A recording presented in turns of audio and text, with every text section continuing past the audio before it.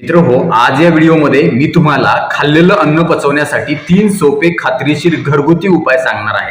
मात्र खाल्लेलं अन्न पचलं नाही हे कसं ओळखायचं, त्याची चिन्ह लक्षणं कुठली असतात, तर सतत पोट गच्च होणं, पोटामध्ये गॅस होणं, पोट डंबारल्यासारखं किंवा फुगल्यासारखं वाटणं, भूक न लागणं, काही वेळेला जेवण समोर आल्यानंतर आपल्याला मळमळ उलटी होणं, जेवण झालं की लगेच संडासला जावं लागणं, करपट ढेकरा येणं, तोंडामध्ये आंबट किंवा कडू चव येणं, पोट दररोजच्या दररोज व्यवस्थित साफ न होणं किंवा कधी कधी खूप जास्त भूक लागणं, सतत खावखाव होणं, हे देखील अजीर्ण किंवा अपचन झाल्याचं लक्षण असू शकतं. आणि म्हणूनच ही सगळी लक्षणं, हा सगळा त्रास जर आपल्याला कायमस्वरूपी दूर करायचा असेल, तोही घरच्या घरी नैसर्गिकरित्या कुठल्याही औषध गोळीशिवाय, तर आपल्याला हे 3 उपाय अतिशय चांगल्या प्रकारे मदत करू शकतात, जेणेकरून तुम्ही खाल्लेलं प्रत्येक अन्न चांगलं पचलं जाईल, ते चांगलं शोषलं जाईल, शरीराला ते चांगल्या प्रकारे लागू केलं जाईल आणि एकूणच तुमच्या शरीराला त्याच्यामध्ये असणाऱ्या सगळ्या पोषक तत्वाचा अतिशय चांगला फायदा होईल आणि तुमचं शरीर मजबूत होईल, ठणठणीत होईल, तुम्ही नेहमी निरोगी राहाल. कारण पचनशक्ती जर चांगली असेल, खाल्लेलं जर चांगलं पचलं,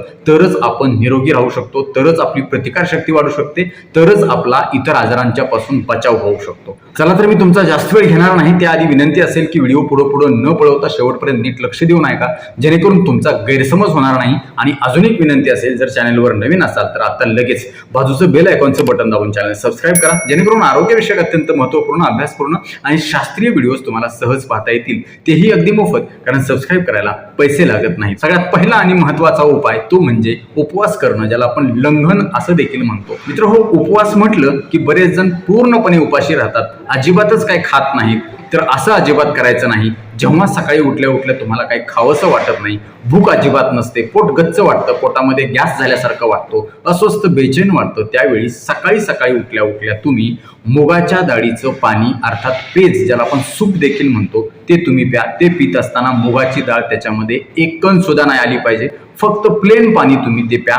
यासोबतच तांदळाची पेज देखील तुम्ही पिऊ शकता. ते पित असताना सुद्धा तांदूळ त्याच्यामध्ये आला नाही पाहिजे. सोबतच मसूरच्या डाळीचं पाणी देखील या आजारामध्ये, या त्रासामध्ये अत्यंत वरदान ठरणार आहे. हे जर तुम्ही सकाळच्या वेळेला उपाशी पोटी घेतलं गरम गरम, तर तुम्हाला दुपारपर्यंत चांगली भूक लागेल. सकाळी हे पाणी घेऊन 6 तास झाल्यानंतर सुद्धा जर तुम्हाला भूक नाही लागली, तर अशा वेळी तुम्ही उपाशी न राहता तिथं देखील काहीतरी खाल्लं पाहिजे. तेव्हा तुम्ही मुगाच्या डाळीची साधी पातळ खिचडी खाऊ शकता, जेणेकरून तुमची भूक चांगली अजून सुधारण्यासाठी, वाढण्यासाठी मदत होऊ शकते. पूर्णपणे उपाशी अजिबात राहू नका. आणि जर संध्याकाळी परत तुम्हाला भूक नाही लागली, तर अशा वेळी देखील तुम्ही गरम गरम डाळ भातच खा. दुसऱ्या दिवशी सकाळी उठल्या उठल्या तुम्हाला कडकडून भूक लागल्याशिवाय राहणारच नाही. दुसरा महत्वाचा उपाय आहे, खास करून जर तुम्हाला वारंवार भूक लागत असेल, सारखं सारखं खावखाव होत असेल, एकदा खाल्ल्यानंतर समाधान होत नसेल, तर अशा वेळी देखील हे एक महत्वाचं अजीर्ण, अर्थात अपचन झाल्याचं लक्षणच आहे.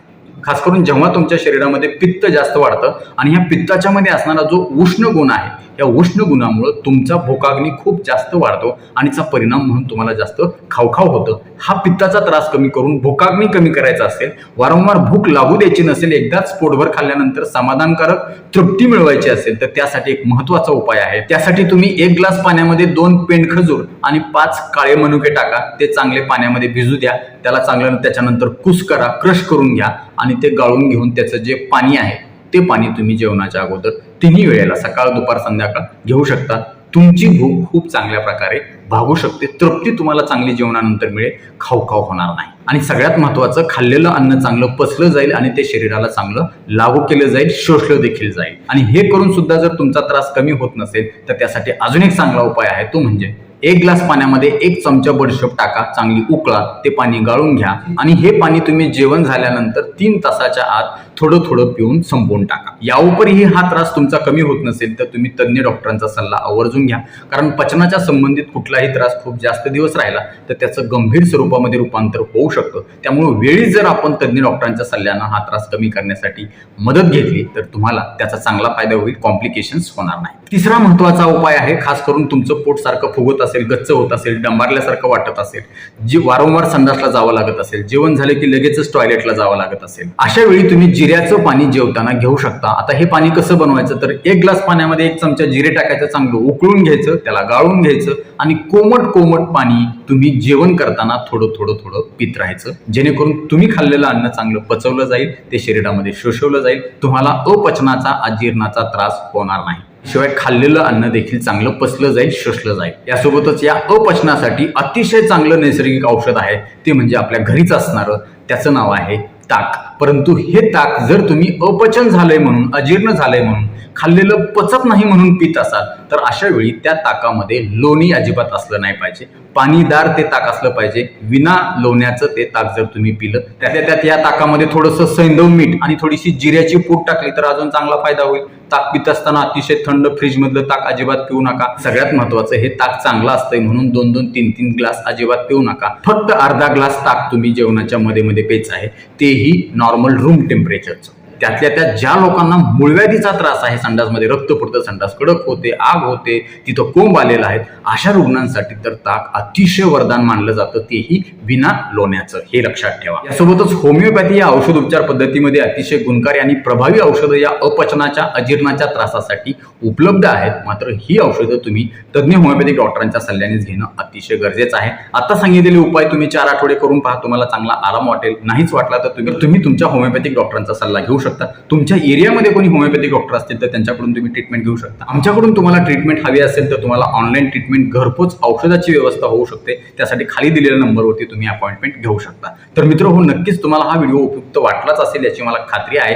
व्हिडिओ आवडल्यास लाईक करा, कॉमेंट बॉक्समध्ये आम्हाला तसं कळवा, आपल्या जास्तीत जास्त मित्र नातेवाईकांना शेअर करा आणि आजपासून हा उपाय कोण कोण करायला सुरुवात करणार आहे हे देखील आम्हाला कॉमेंट बॉक्समध्ये आवर्जून कळवा. ते कळवत असताना तुमच्या गावाचं नाव आवर्जून लिहा. परत एकदा जाता जाता विनंती करतो, जर चॅनल सबस्क्राईब केलं नसेल तर आता लगेच सबस्क्राईब करा. आपल्या मित्र नातेवाईकांना देखील सबस्क्राईब करायला सांगा. तुर्तास आजच्या व्हिडिओमध्ये इथंच थांबूया. लवकरच भेटूया नवीन व्हिडिओमध्ये नवीन विषयासह. तोपर्यंत आनंदी राहा, निरोगी राहा. धन्यवाद.